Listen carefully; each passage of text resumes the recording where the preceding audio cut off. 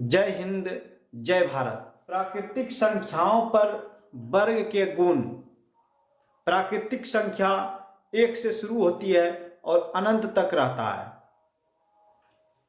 बिना वर्गमूल निकाले कैसे हम कह सकते हैं कि इठो वर्ग होगा कि इठो वर्ग नहीं होगा।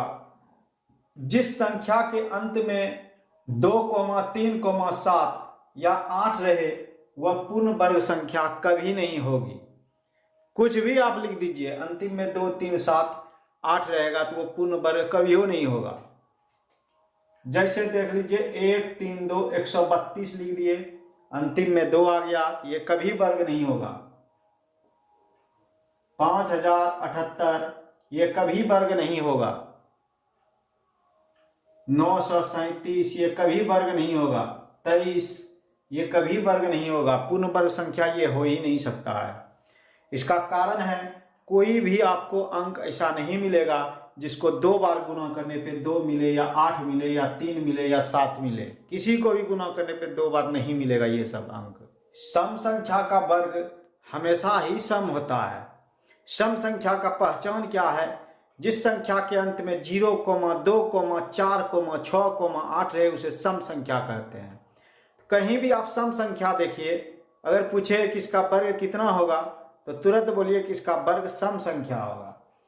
जैसे 6 का वर्ग बराबर कितना होगा? 6 को 2 बार गुना करेंगे, 6 के 36। ये 6 सम संख्या इसलिए इसका वर्ग भी सम संख्या होगा। 12 का वर्ग बराबर 12 गुना 12 बराबर कितना हो गया? 144। 12 सम संख्या है, इसका वर्ग भी कौन संख्या हो गया? सम्य संख्या होगा 144। उसी तरह से विषम संख्या का वर्ग हमेशा विषम संख्या होता है। कोई भी विषम संख्या आप लीजिए, 7 का वर्ग बराबर 7 गुना 7 बराबर कितना होगा? 49। ये विषम संख्या जिसका वर्ग भी विषम संख्या हो गया। 11 का वर्ग बराबर 11 गुना 11 बराबर 121। ये विषम संख्या है, ये भी विषम संख्या होगा। अतः विषम संख्या का वर्ग विषम होता है। 323 का वर्ग, इसको वर्ग नहीं भी करेंगे, उत्तर में लिखा रहेगा विषम, तो विषम पे टिक मारेंगे, विषम संख्या इसका वर्ग होगा। यदि किसी संख्या के अंत में जोड़ा शून्य अर्थात 2 ठो शून्य नहीं हो तो वह पूर्ण वर्ग नहीं होगा। जोड़ा शून्य होना चाहिए। जोड़ा मतलब 2 ठो होता है। जैसे 7 पे 3 0 दे देंगे, ये शून्य जोड़ा नहीं है। एक जोड़ा तो पूरा, लेकिन दूसरा का जोड़ा आप पूरी नहीं रहा है, इसलिए यह पूर्ण वर्ग नहीं होगा। तो जब जोड़ा नहीं पूरेगा तो वो निश्चित रूप से पूर्ण वर्ग नहीं होगा। अगर जोड़ा रहेगा तो वो वर्ग हो भी सकता है और नहीं भी हो सकता है।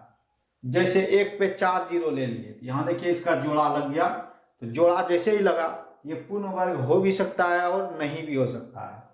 यहाँ चूंकि 1 का भी वर्गमूल निकल जाता है इसलिए यह पूर्ण वर्ग है। तो ये ध्यान रखिएगा, जब जोड़ा नहीं पूरे शून्य का तो उसमें आपको लिखना है कि यह पूर्ण वर्ग नहीं है। जय हिंद, जय भारत।